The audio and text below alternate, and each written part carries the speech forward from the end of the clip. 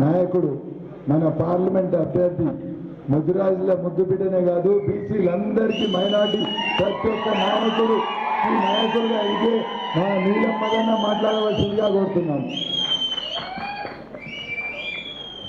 జై కాంగ్రెస్, జై కాంగ్రెస్, సోనియా గాంధీ గారి నాయకత్వం, సోనియా గాంధీ గారి నాయకత్వం. చాలా సంతోషం అన్న. ఈరోజు నన్ను అభ్యర్థిగా డిక్లేర్ చేసినాక మొట్టమొదటి సభ మా నరసన్న ఆధ్వర్యంలో, ఇక్కడ ఇన్ఛార్జ్ ఆధ్వర్యంలో నా విజయ సభగా నిర్వహించిన అన్న నరసన్నకు నేను ఎప్పుడు నా జీవితంలో రుణపడి ఉంటా. మా అన్న ఉంటాం, హనుమంతన్న ఎట్లయితే మా చెల్లెలకు మాట ఇచ్చిండో మేమందరం కూడా మా చెల్లెల్ని కూడా మేము తోడుండి మా చెల్లెలకి తీసుకొని అసెంబ్లీలో కూడా కూర్చోబెడతామని చెప్పి తెలియజేస్తున్నా. మీ తమ్ముళ్ళు నాకు ఉంటా అని చెప్తున్నా. ఇంత మంచి ప్రోగ్రాం చేసినందుకు ఈ పార్లమెంట్ పరిధిలో గజ్వేల్ కాన్స్టిట్యున్సీలో ముఖ్యంగా పార్లమెంట్ స్థాయి మొదటి మీటింగ్ నిర్వహించడం నా గురించి చాలా సంతోషం అన్న. దానికి ముఖ్య అతిథి మా అక్క, మా యంగ్ డైనమిక్ మా లేడీస్కే కాదు యువతకైనా సరే అందరికీ ఆదర్శం అక్క కొండా సురేఖ అక్క ఇన్ఛార్జ్. ఆమె అడుగుజాడలో మా రథసారథిగా నడిపిస్తున్న అక్కకు, అదేవిధంగా మైనంపల్లి హనుమంతన్న గారికి, ఎందుకంటే ఫైర్ బ్రాండ్ ఈ తెలంగాణ రాష్ట్రంలో ఫైర్ బ్రాండ్కి ఉండే వ్యక్తి మైనంపల్లి హనుమంతన్న గారికి, అదేవిధంగా మా తండ్రి సమానులు జగ్గారెడ్డి గారు, అదేవిధంగా ఎందుకంటే నేను జగ్గన్న దగ్గరనే శిష్యుడు ఉండి స్టార్టింగ్ నుంచి ఆయననే వార్డ్ నెంబర్ నుంచి ఈ స్థాయికి వచ్చినా కాబట్టి మా తండ్రి సమానులు జగ్గారెడ్డి గారు, మా అమ్మ నిర్మల జగ్గారెడ్డి గారు, ఎందుకంటే ఇప్పుడే మొన్ననే ఇండస్ట్రియల్ చైర్మన్ ఇచ్చారు ఈ ప్రాంతానికి కూడా. అక్క నేను ఎంపీ గెలిచినాక మీ ఇండస్ట్రియల్ చైర్మన్ నుంచి మంత్రివర్యులు ఇద్దరు కలిసి ఇక్కడ ప్రాంతానికి రైతులు ఎక్కువ ఉంటారు, ఫుడ్కు సంబంధించిన అంటే వ్యవసాయం చేసిన రైతులు ఉంటారు, వాళ్ళకు చిన్న చిన్న స్మాల్ కేర్ ఇండస్ట్రీస్ కూడా పెట్టించే బాధ్యత మీరు తీసుకోవాలక్క. మేము కూడా చెప్తున్నా ఈ వేదిక మీదకించాక. అదేవిధంగా మా అన్న దుబాక ఇన్ఛార్జ్ చెరుకు శ్రీనివాస్ రెడ్డి అన్న గారు, అదేవిధంగా ప్రమోద్ అన్న గారు, మా చెల్లె ఉషా గారు, అదేవిధంగా మా మొన్ననే జ్యోతి కృష్ణ మున్సిపల్ చైర్మన్ గారు, అదేవిధంగా మండల పార్టీ కాంగ్రెస్ పార్టీ అధ్యక్షులు డిసిసి ప్రెసిడెంట్ నరసన్ననే కాబట్టి నరసన్నకు, అదేవిధంగా గ్రామస్థాయి పార్టీ అధ్యక్షులకు, కాంగ్రెస్ పార్టీ కార్యకర్తలకు, అన్ని విభాగాలలో ఉన్న Congress party SC ST BC minority అన్ని వర్గాల్లో ఉన్న కాంగ్రెస్ పార్టీ వివిధ రంగాల్లో ఉన్న అధ్యక్షులకు అందరికీ కూడా నమస్కారం. అదేవిధంగా సర్పంచ్లకు, ఎంపీటీసీలకు, జెడ్పీటీసీలకు, ఎంపీపీలకు అందరూ కూడా పేరు పేరున నమస్కారాలు తెలియజేస్తున్నా. చాలా సంతోషం, ఎందుకంటే ఈ మెదక్ గడ్డ ఒక అదృష్టంగా భావిస్తున్నా. ఎందుకంటే నేను పూర్వజన్మ చేసుకున్న సుకృతం అనుకుంటున్నా. ఎందుకు చెప్పాలన్నా ఒక ఆడబిడ్డ ఇందిరమ్మ ఈ ప్రాంతం నుంచి మొదటిసారి ఎంపీకి వెళ్ళి ప్రధానమంత్రి అయిన గడ్డ మెదక్ గడ్డ.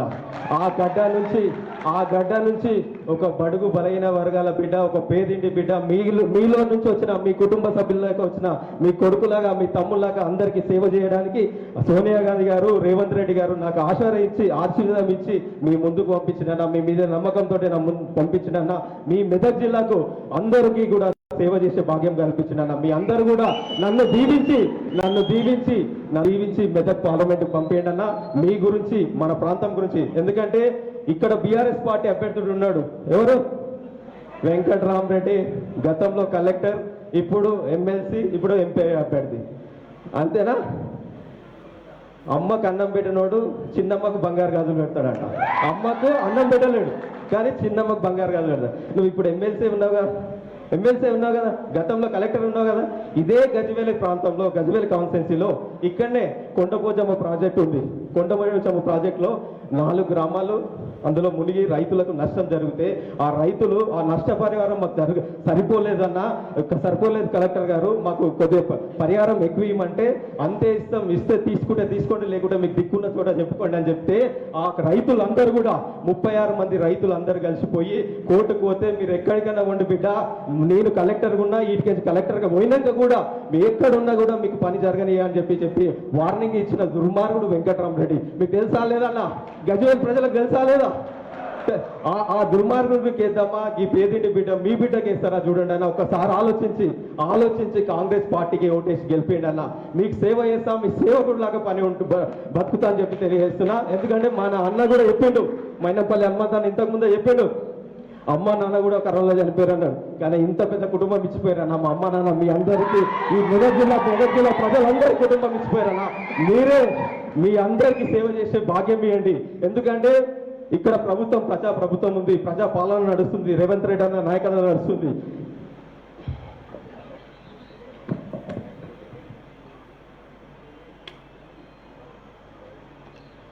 ఈ ప్రజా ప్రభుత్వం గురించి తెలుసు కన్నా, గతంలో మీరు 10 ఏళ్ల నుంచి ఇదే కాన్సెప్ట్ ఉరుగన్నా, ఎప్పుడన్నా ఈ 10 ఏళ్ళలో అందరు కలిసి ఆ ప్రగతి భవన్ వాళ్ళకు గెస్ట్ హౌస్లోకి పోయిరా అన్న.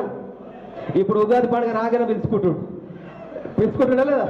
మరి గతంలో పిలుచుకుండా అప్పుడు లేనిది నీ అహంకారం అనేది తెలంగాణ ప్రజలకు అందరికీ అహంకారానికి ఆత్మగౌరవం నడిచిన పాలనలో ఈరోజు రేవంత్ అన్న పాలన ప్రజా పాలన చేస్తుంటూ 6 గ్యారెంటీల మేనిఫెస్టోలో 6 గ్యారెంటీలు పెట్టి 5 గ్యారెంటీలు కూడా నిర్వహించిన ప్రభుత్వం ఇందిరమ్మ ప్రభుత్వం, ప్రజా పాలన నడిపిస్తున్న వ్యక్తి రేవంత్ రెడ్డి గారు.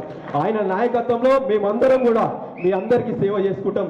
మాకు భాగ్యం కల్పేయండి. ఎందుకంటే ఆడపిల్లలకు చూడొచ్చు, అక్క చెల్లెలకు చూడొచ్చు, ఈరోజు కాలేజ్కి పోతున్న స్టూడెంట్స్కు చూడొచ్చు, ఉచితంగా బస్సు ప్రయాణం చేస్తున్నాం.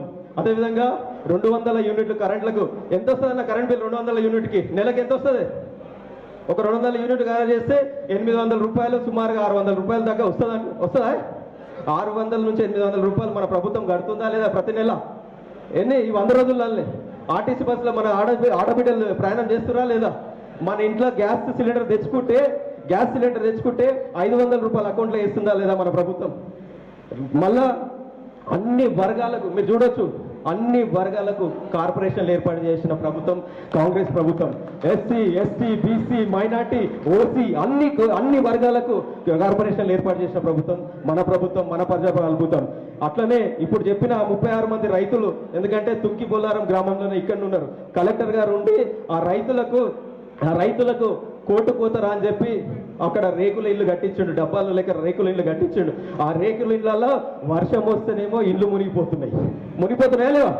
ఎండ వస్తే ఈ ఎండకు భరించలేక వాళ్ళు ఆ ఇళ్ళకి పోయి కిరాయి ఇళ్ళలో ఉంటారు. ఆ రైతులు వచ్చి నాకు చెప్పారు, అన్న మిమ్మల్ని మేము గెలిపిస్తాం, గజ్వేల్ నుంచి భారీ మెజార్టీ ఇచ్చి గెలిపిస్తాం. మీరు గెలిచిన తర్వాత నర్సన్న మా సర్పంచులు, మా జడ్పీటీసీలు అందరినీ తీసుకొని వచ్చి ఈ ప్రాంతంలో వాళ్ళకందరికీ కూడా మేమందరం బాధ్యత తీసుకొని రేవంత్ అన్నని తీసుకొని వచ్చి వాళ్ళందరికీ కూడా ఇందిరమ్మ ఇండ్లు ఇప్పిస్తామని చెప్పి తెలియజేస్తున్నాం. వాళ్ళకి అందరికి అండగా ఉంటామని చెప్పి తెలియజేస్తున్నాం. మేమందరం కూడా మీరు ఒక్కసారి కాంగ్రెస్ పార్టీని దీవించండి, పార్లమెంట్ పంపేయండి. మీ గొంతుగా మాట్లాడతా నా పార్లమెంట్ పరిధిలో, ఈ మెదక్ పార్లమెంట్ పరిధిలో నాకు వచ్చే నిధులు, రాష్ట్ర ప్రభుత్వ నిధులు, అన్ని నిధులు తీసుకొచ్చి ఈ ప్రాంతాన్ని భారీ అభివృద్ధి చేసుకుందాం.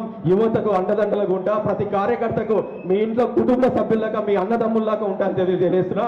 మీ అందరూ కూడా చేతు గుర్తుకు ఓటేసి గెలిపించాలని మనస్ఫూర్తిగా కోరుకుంటున్నాం. కాంగ్రెస్ పార్టీ చేతు గుర్తుకే